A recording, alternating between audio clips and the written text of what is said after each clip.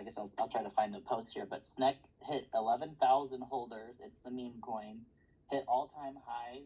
I think today even, it's well over a $40 million USD market cap.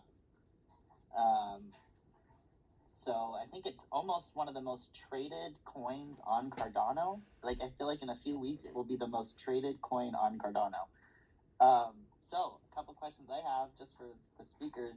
Will some of it come back into CNFTs?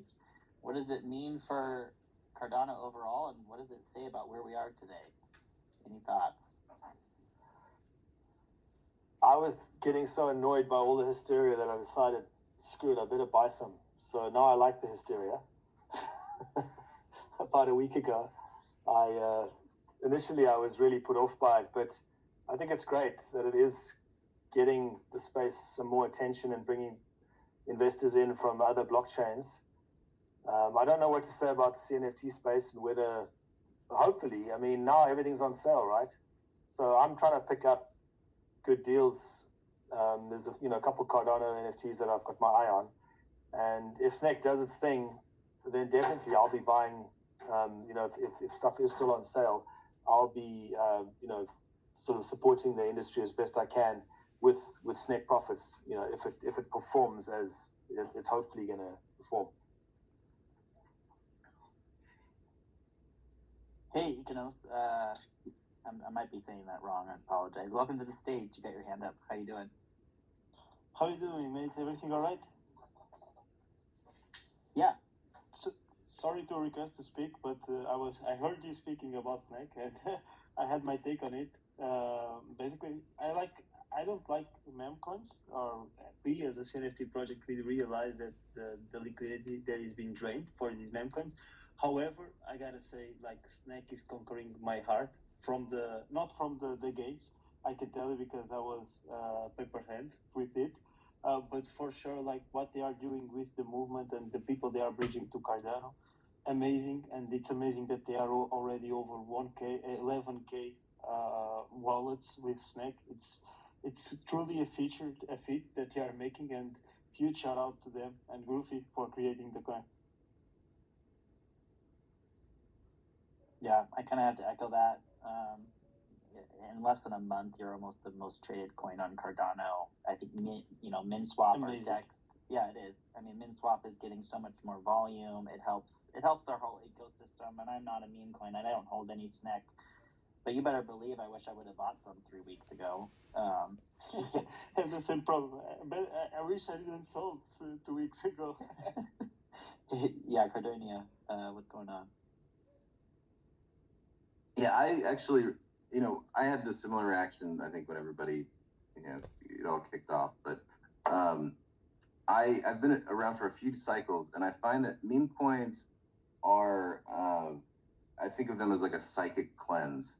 The space always has this Tower of Babel moment where there's way too much shit happening, and the liquidity is just all over the place, and nothing makes sense anymore, right? Because everybody's kind of in to make money.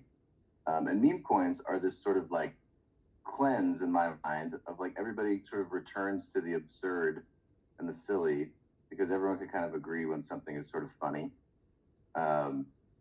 Because it's almost involuntary, right? And so that's what I think the actual like utility of meme coins is. It's like it's almost like a reset. I don't know if that's actually true or if I'm just like, smoking weed and digging these ideas up, but that's what it feels like to me. So I don't mind them at all. It signals to me that sort of the space is resetting, and then all of that money does trickle back into things that I think sort of the psychic consensus decides makes sense. Yeah, I think I was slightly watching the last kind of all-time high when it peaked, and then you kind of did see some of that flow back into the CNFTs and some of the projects I was watching. But now, with so many holders, you got to think that there's a lot of people outside of our blockchain that are probably invested now that maybe aren't as interested in CNFTs too. So it's going to be interesting to see what happens in the next, just kind of with SNEK overall in general. What about you, Facility 7 or Murray? Any thoughts on the meme? Yeah, I mean, meme coins, they're part of the ecosystem. It's like a fact of life. They're going to spring up, and I think it's great to galvanize the community in a way, because, there's been a lot of kind of nothing happening much, which can get people agitated. There's been a lot of agitation in the CNFT community in recent months, and it seems like SNEK has struck a match to some of that built up, gas, and it's going, and people have a different vibe. I think that's good. Yeah. I like watching people get excited. The Twitter Spaces, everyone's liking it, but it's kind of like a roller coaster. One day you'll wake up and it's down, and then you'll see like, oh no, kind of doom and gloom, and then the next day, oh, here we go, we're gonna break all-time highs again. It's kind of like bipolar. Hey, Starcadia. I gotta buy some sometime. Hey, Starcadia, how you doing? Welcome to the stage. Hey, thanks for having me. I just wanted to mention that SNEK is very open. I've heard the founder speak, and it can be a great opportunity for projects to get some additional investors, Twitter followers, just kind of incorporating SNEK creatively in their own projects. Now with Starcadia, are you doing something like that already?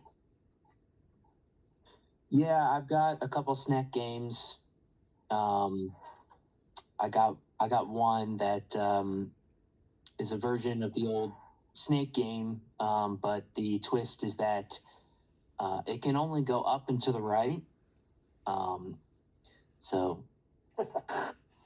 And then I got one where it's a SNEK, and he's eating zeros, similar to him eating these decimal points that people are making bank on.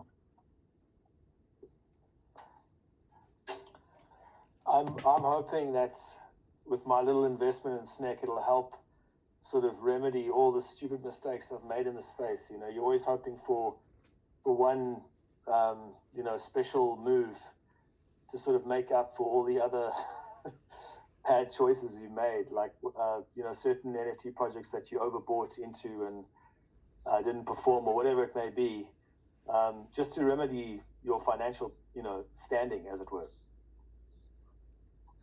Yeah, take profits. It's always a good idea. I think a lot of times that's the problem. It's like, oh, it went up, and I'm like, oh, it's gonna keep going up. No, it doesn't always just keep going up. No, it does not. No, you definitely have to take profits, and anytime you see a new time high print, you definitely want to consider taking profits. If you look at your prices or you look at your portfolio and you want to tell someone about how good you have done or how good this chart looks, take profits, because that right there is your message. That's your alpha. So the biggest thing is just don't get caught up in it. I know that there's a lot of energy right now. There are also a lot of wolves right now and sharks in the water, and wherever the dinner bells are ringing, the predator's going to be there. So the biggest thing about it is when you sit there and have these projects come in and they pull a lot of liquidity out of the system and put it into the projects, whether it be pre-sale or whatever they're building at that time, we can only hope that they return that liquidity back to the ecosystem that's already established around them, whether that be NFTs or other tokens, or developing something new for, let's say, the Cardano ecosystem in general. But, you guys see me, I've been around helping a lot of different projects in general. I just got reconnected to John McPherson, who's an old friend of like a decade ago, and I didn't know it was my old friend until a space last night about the Cardano Summit. So I'm trying to get reconnected with a lot of people, and found out that I have a lot of friends that are in Cardano, and it's like, holy crap, I guess I'm in the right place. So you'll see us with the Deans and a few other projects that we're helping with. We're trying to establish a good foundation of developers and trying to offer, a service to people that need it. So if you're creating one of these projects, there's a whole flow chart that you need to follow. There's a lot of requirements that need to go into it, and it's not some fly-by-night process. It takes a whole team to succeed with this. So the more people that are involved and can be involved with it, the more likely you are to achieve some of these grand plans or claims that some of these projects could make. But just keep in mind, we shouldn't promise anything or claim anything, because sentiment can change in an instant. These markets can go illiquid, people pull liquidity, and overall something higher up could always change that is beyond your control. So never gamble and with more money than you can afford to lose. And if you invest in something or gamble in it, go ahead and take the standpoint of where you perceive that your money is already lost when you give it to them. So in that regard, you won't give them more money than you can actually afford to risk. So I've got a lot of gripes and grievances about the way that things are being run now. And it's precisely why I came off the bench and tried to change something. And as you know, anytime you try to change something, you can make a lot of enemies. So that comes along with it, both the good and the bad. And I have a lot of people coming to me now as an advisor, just trying to give them ideas of how they can deal with unhappy people, bad market scenarios, lack of liquidity, how they can actually get liquidity into these pairs, because there's a whole big slew of issues that can pop up. Say you're making a pre-sale. You've sold all your coins. Okay, wow, you've got this big amount of ADA. If you do not instantly put a large portion of that into the swap for liquidity for the entire pool, the moment people start buying this with low liquidity, it skyrockets. You get the instant big green dildo candle, and then shortly after, it collapses. If you do not have the liquidity in that market for the high price where people can actually take gains out of it, they start calling you a scammer. They know that the management didn't know what they were doing. You lose that investor confidence. And the biggest thing is trying to learn some of these and push, help teach and push this information to others so that they too can be successful in their plans, so they don't make a misstep in their initial planning and then inadvertently fail at what they're trying. There are a lot of people that are really trying, and there are outside forces that are working to either pump, dump, FUD. There's AIs and bots trading this now, and sometimes it may seem like you're going uphill against the current, but as long as your convictions are true and you have a product that you're trying to promote and you're working on it, you should still be able to succeed. Hey, thanks for letting me talk. Yeah, thanks for sharing that perspective. That's, I think there's a lot of lessons being learned by people in the ecosystem, maybe for the first time when it comes to meme coins and all that. Maybe not SNEK necessarily, because there's not been a big lesson there, except maybe if you sold early. But yeah, there's been a lot of meme coins that, exactly like you said, there's no liquidity in the dexes. I mean, I think I saw somebody waste like a 250,000 ADA purchase on a DEX that had low liquidity, and like you said, that huge green candle, and then exactly the big red candle right after that. And that's somebody who has exactly money that they should know what they're doing with it. So if it's happening to someone like that who's putting in $80,000 USD, it's going to happen to somebody who's just putting $500 or $100. So I think sometimes those lessons are good learning lessons. I know I've had to learn them myself, but yeah, you got to do your due diligence for sure in this space. Lots of predators everywhere. Absolutely. It's one of those things that people are moving a lot of money over to Cardano. And if you come over here and you don't exactly know how this works, and you perceive that you can use a different strategy that works somewhere else, you're going to get wrecked. You need to actually watch what happens here and talk to people and get involved with the communities that you're looking to potentially invest in to make sure that these people are real. You can talk to them. Do they participate in the Twitter spaces? Will they actually send you a DM? Can you contact with them? Do they seem like they're realistic? Do they blow you off? Do they actually just spend time to talk with you? There are a lot of things that can help give you an idea if you're in the right place or not. And the moment you start feeling what I call the heebie-jeebies, if you get the heebie-jeebies with anywhere, you need to go ahead and reevaluate your position, your investment, and to see if where you're at is actually the best option or decision at this point in time.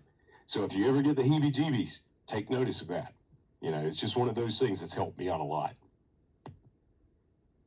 Yeah, trust your gut is usually a good way to go. Exactly. For sure. Intuition, trust your gut, that little spidey sense that you get. Listen to those. But also keep a plan. Also have a plan. You don't want to go off of just intuition and emotion either. We'll get wrecked off of that as well. Make a plan, stick to it. Try not to deviate, but you do have to understand that plans need to change with situations. And sometimes you have to take a step back, look at the macro perspective of it, and alter these plans simply as new information is available. Yeah, there should be just like a class in high school. I mean, maybe not high school, just anywhere for risk management. I mean, everyone can learn some more risk management in this crypto space for sure. Exactly.